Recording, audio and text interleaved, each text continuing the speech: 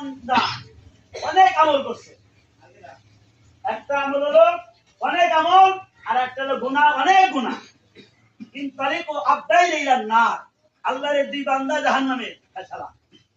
এই বান্দা তুই জাহান্নামে যা। আর দুই বন্ধুর পরিচয় হয়েছে, বন্ধু তুমি জাহান্নামে যাও কারণটা কি? আমার কোন গুনাই এলো ই নাই, গুনাই নাই, একটু আমলের জন্য এলো ফেসে গেছে।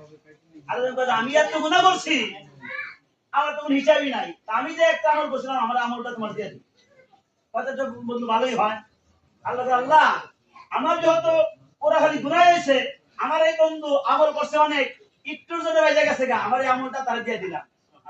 সুবহানাল্লাহ। আল্লাহ বলে বান্দা দুনিয়াতে আমি আল্লাহ রহম করেছি, দয়া করছি, আমার রহমত তোমার ভিতরে ঢুকে গেছে, আমার রহিমের সিফাত তোমার ভিতরে ঢুকে গেছে। এ বান্দা তুমি যখন একজন বান্দার দয়া করো, আমি আল্লাহ তো দয়া করতে পারি। এ বান্দা তুমি যেভাবে দয়া করছো, আমি আল্লাহ দয়া কইরা